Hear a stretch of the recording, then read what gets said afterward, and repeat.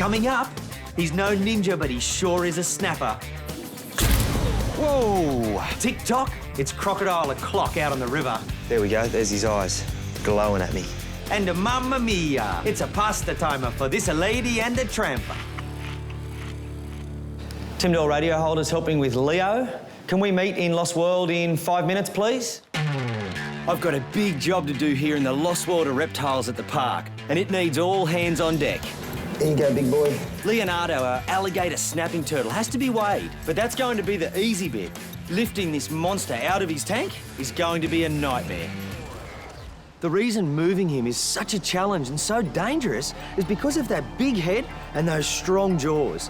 They're called alligator snappers for a reason. When that jaw snaps shut, it doesn't open. And if there's a finger or body part inside, it's not coming back.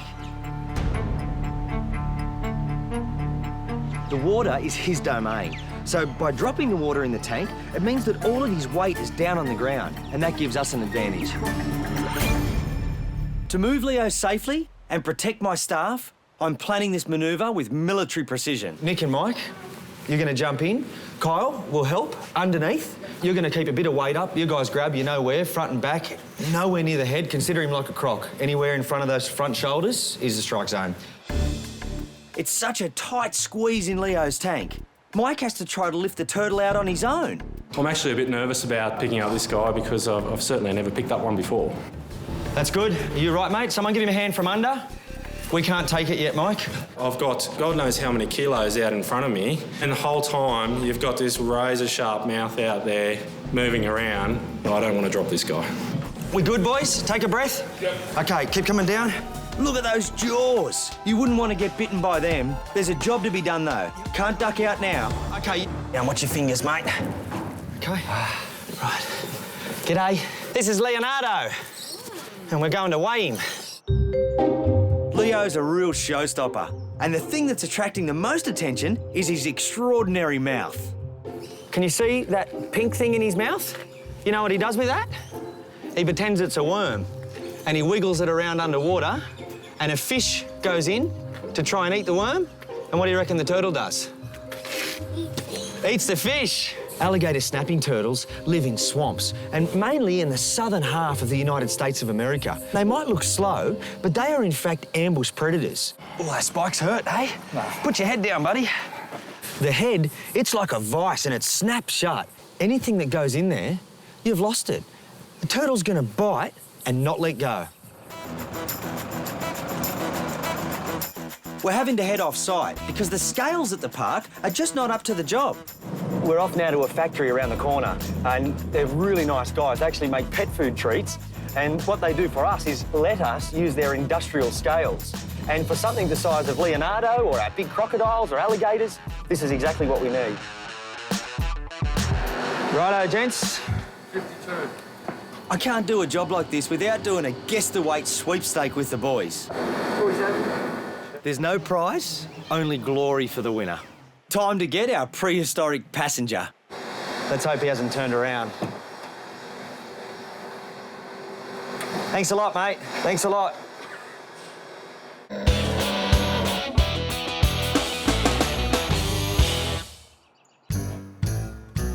Last time on the show, we met young Kimberly, the Lumholtz tree kangaroo, who Margette, her carer, believed was suffering from colic.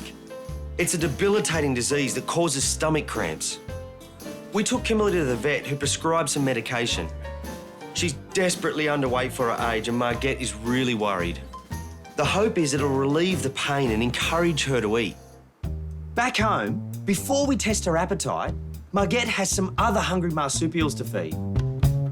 She's coming out. Yes. Hello. She knows it's feed time. You want to do this one? What is it? Well, look at that.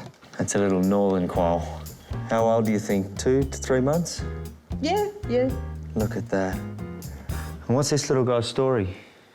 He was found in a shed. The actual nest was found. Yes. And what happened to the mother, I don't know. But they seem to be abandoned. There was a couple of dead ones. It seems to me he's pretty lucky where he's ended up, eh? Yeah. As small as this may look, you might find it hard to believe that this is one of the closest relatives of the Tasmanian devil. It's the smallest of the 3 quail species. Next up is the eastern quoll, and then you've got the tiger quoll. And above them, the largest living carnivorous marsupial is the devil. Now, northern quolls, well, they get about the size of maybe a guinea pig when they're full grown. They're carnivorous, but they'll eat insects, geckos, birds, anything they can get their little hands on. He's done. Now the moment of truth. Will Kimberly finally eat something? Okay, Kimberly, let's see what we can offer you. There we go. She's a good drinker. Do you think the treatments have worked? Well, she had been drinking the milk all through her cramps, Yes. so it'll show maybe when we offer the leaves after. The milk is going down a treat. Great news. But can Kimberly stomach some local flora? Want me to take my little guy? Thank you. Hey, let go of him. Come here. Come here. I think she wants to explore. There we go. That's good. She does have an interest. It's going to be a long road for young Kimberly, but she's in very good hands. Now, I've heard you've got a pretty special man around the house. Who is Jeffrey? Well, Jeffrey is a 9-year-old male tree kangaroo that I raised from about 600 grams. Which is about a third the size of Kimberly now. Yeah. He is just absolutely magnificent. Even after 3 weeks, I knew he was alpha male material. He's just so strong. Come on, I show you where Jeffrey lives. Okay, that'd be great. Good girl. Jeffrey weighs a staggering 11 kilos and is the king of the jungle in these parts. Well, this looks like perfect habitat. How big is your property? Oh, it's 160 acres. Yeah. But of course, the territory is only about 10 acres. Probably one of the best territories is this one right here, Margaret's house. And that's because there's a bit of a free feed for a special treeroo, Jeffrey. And he owns this as well as his little part of the forest. But Jeffrey hasn't been seen in days. He's most likely defending his territory against other males. But remember, Jeffrey started out like Kimberly, only smaller. Now, Margette didn't just hand-rear him, she got him to the point of establishing a territory in the wild, and that's a long process. Many slow introductions to the wild, learning how to climb, the foods.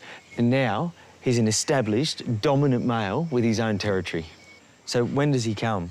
It's usually morning or late afternoon, but I actually haven't seen him for a couple of days. He might just, you know... No guarantees? No.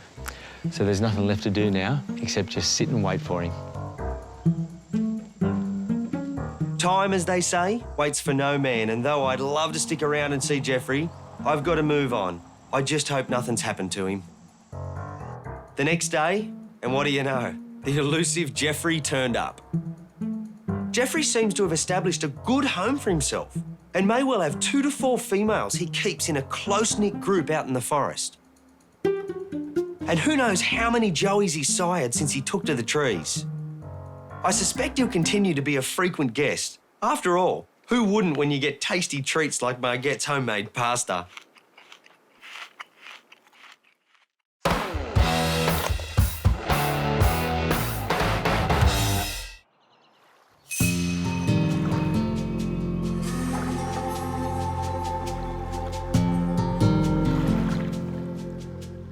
This is the Daintree River, and it's home to a healthy population of crocodiles. You know, crocs have been cruising these waters for the past 180 million years unchanged, and that makes them living relatives of the dinosaurs. Now, there's a problem. The government wants to intervene. They want to remove crocodiles from the environment.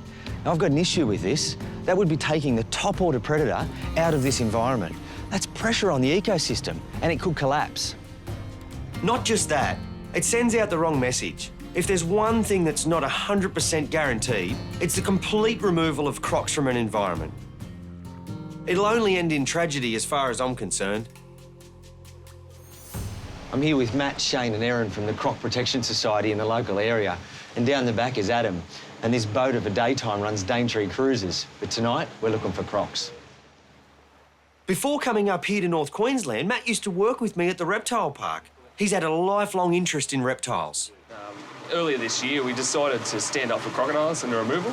And what we decided to do is we tried to raise awareness and increase the education program in the local community for these animals. Has there been a good response from community and locals to the society? Yeah, definitely. The society's popularity has absolutely boomed. We've got a massive feedback from the community and everyone's getting behind us, which is fantastic.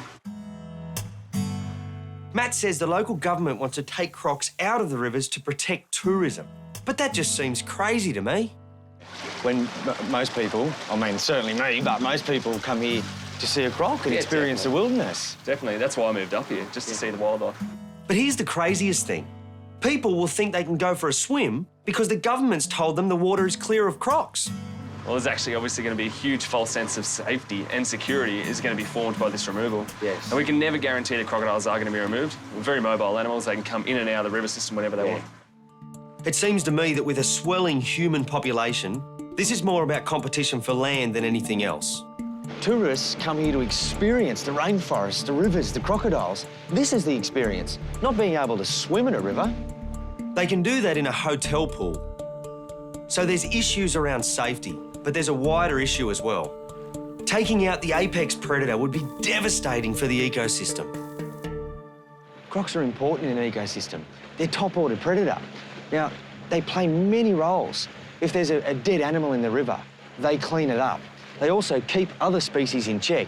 And feral pigs were introduced to Australia some time ago, and pigs do enormous damage, not only to the riverbanks, they erode them, they dig them up, but pigs also dig up things like croc nests, goanna nests, they'll eat bird eggs and anything they can find. Now, by the crocodile eating the pigs, they're keeping them in check, and that means all of those other species survive. And it's not just on the riverbank that crocs keep things in balance. There's a barramundi just come up, gulp, took a fish. That's another sign that this place is healthy. Crocodiles have a bit of a relationship with barramundi and catfish. The crocs eat catfish. Now, if they didn't eat the catfish are too great in numbers, and they eat all the baby barramundi. That's no good for fish numbers and certainly isn't good for the environment. Today, there's a healthy balance. It's one we should all appreciate. What people need to remember is these giants of a prehistoric age are some of Australia's greatest attractions. Up until 40 years ago, crocs were hunted across Australia, so much so that the species almost disappeared. Some say numbers have grown too much, but I'd rather go with local knowledge. The guys that run these rivers daily, tourist operators like Adam, say there's less than 100 adult crocodiles within this entire river system. So the boatmen get to see the same croc quite often.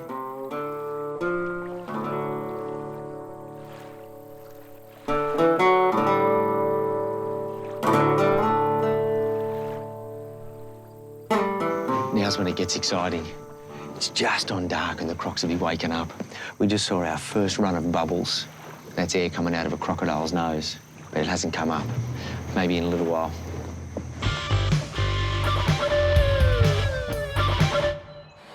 Let's hope he hasn't turned around. Thanks a lot, mate. Thanks a lot. We're on a mission to get our alligator snapping turtle, Leonardo, weighed. Got him, Johnny? Right. Got you. Right, 1, 2, 3, mate. Bob, watch your hands. I got him. Getting him out of the truck was hairy because it's not just the mouth you're worrying about, but him falling on the ground. Even that short distance, he does not bounce. All right. We've got a sweepstake going on between us. No prize, just the kudos of being right. The scales are pretty straightforward. We walk on there with him, take our weights away, and we end up with Leonardo's weight. Righto, off we up. Oh, 44.5. Where's that pad? Someone's 44. Yeah. I was 47. 47. Rodney! Well, you don't get a prize, mate, but you do get all the glory. Oh, I know, mate. Oh, turn that head around, please. This guy's a tricky fella to manoeuvre. And let me remind you, those jaws are strong. The job's not over until the big guy's back in his tank and it's full of water. 1, 2, 3. He's a beast, isn't he? Ooh, come on, mate. He's cranky now. First, though, we've got to get him back through the park, but I have a feeling he'll draw a bit of attention. Watch your hand. Oh, that's all right. There's some tight turns on the way back to the Lost World where we keep Leo. And I don't want him nipping at anyone's knees, least of all mine. It's really rare to get Leo out, and our staff, the reptile keepers that care for him every day, it's like a once-in-a-lifetime opportunity, and they can get up close and actually touch him. We've got to make the most of that. Come on in, mate. Behind, around the back. You can feel his tail if you want. This is Leonardo. Look at that mouth, man. That's just brilliant. Apart from Leo's well-being, my main concern today has been safety. Now I'm about to give the park visitors a glimpse of just what those jaws look like in action. This is a piece of bamboo and it's fresh, so it's pretty soft, but I want to show you just how strong they are. Whoa! You do not want that to be your finger. He's not going to let go. Come on, mate. While he's out of his tank, it's a good time for a physical. Some turtles can get what's called shell rot. It wears down and can get infected, so time to take a look. He looks great, mate. That's perfect. No signs of anything. He's got both eyes on me. Right there, when I move, they followed. And you know, his head can reach almost half the length of his body. So if you think about how far forward that is, you know, I'm safe here, but I'm not going any closer. This is no time to get complacent. One little mistake, a hand or a leg goes too close, and this boy's gonna grab you. I gotta make sure that doesn't happen. Right, Johnny? Yep. 1, 2, 3. Oh, there we go. Getting him out of the tank was pretty tough, but the reality is, getting him back in, that's likely to be harder. Watch your hand. Oh, that's all right. Oh, that spike's hurt, eh? The risks now are that someone gets bitten or we drop him in the tank. I don't want either of them to happen. This is manageable. We just need to do it smooth. Keep fingers and arms in the right spot, get him back down in the tank, fill it with water, maybe give him a bit of a feed. Okay, 1, 2, 3. Okay, let's go up. Watch your legs, Johnny. Okay, you take next step, then I'll come up. Hold him for a sec, lift. Yeah. Okay, watch your arm, Johnny. Watch your arm on the side. You got him, mate? It's a really awkward position to be holding something in, and it's like carrying a bag of cement with jaws. Hands away, Rod. Hands away. Yep, watch out, Johnny. Back a bit. That's good. His front arms might get stuck a little. Okay, Mike, and down. Good job, mate. That went really well. Leo might be having a bit of a sook now, but he'll get over that. A few yabbies will do the trick. We've got his weight, and that means we'll be able to monitor his health over the years. And the best thing is, everyone's got their digits. It was a good day.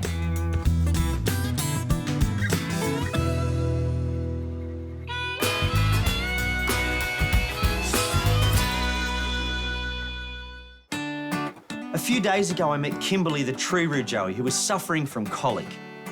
Well, I got a call from a carer, Margette, to say she's turned a corner. I didn't need to be asked twice to come back, and who knows, I might just get to see the elusive Jeffrey as well. She's up high. I tell you what, if this log was another 10 metres taller, she'd be even up much, much higher. There's no stopping her. I thought she was going to sit here and maybe climb along and straight up. I'm very pleased, actually. She's probably feels much better than I thought, which is great. Margette suspects Kimberly's mother rejected her because she's a particularly active joey and was a bit of a handful. On this evidence, she's probably right. She was found in a stream after falling from trees. Her saviours tried to reconnect her with her mother, but she never showed any interest, so Kimberly was brought here. Yeah, you're very clever. You're very clever on my arm. That feels pretty cool.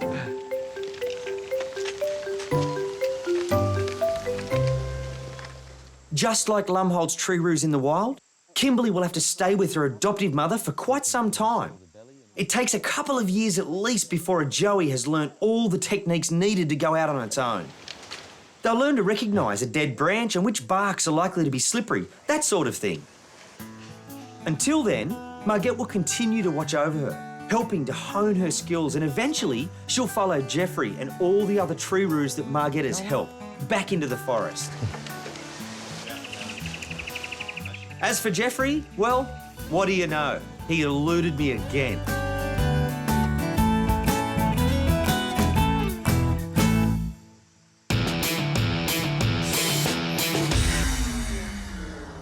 Yeah, Timmy, just over there, mate. Yeah, right through there. I'm on the Daintree River with the guys from the North Queensland Crocodile Protection Society. We've been out since dusk surveying croc numbers. There's a big female right in under there. We can see her whole body. And Adam knows her. Her name's Fang. And he thinks she might be full of eggs because the last few days she's been spending a heap of time up on the bank. Might have a nest up there. When she's ready, she'll lay those eggs, over 50, in a nest she'd have built herself. A couple of months later, she'll hear the calls of her young from within the nest and dig them out. Then she'll carry them down to the water's edge, gently in those jaws. 1 year down the line, though, and only one, possibly two, will have survived. Predators will have taken the rest. It's nature's way of keeping the population in check. Out on the river again, and we're seeing plenty of activity. There we go. There's his eyes.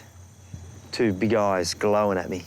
This male's a little one, just over a metre or so maybe just a few years old. He's a long way off sexual maturity where he'll be able to sire his own young. That comes at around 20 years old when he'll have reached over 3 metres. There's one, Tim. Where is he, mate? Just under there. Oh, yep. He's little. Croc numbers are healthy nowadays when you consider 40 years ago, numbers were at a critical level due to widespread hunting.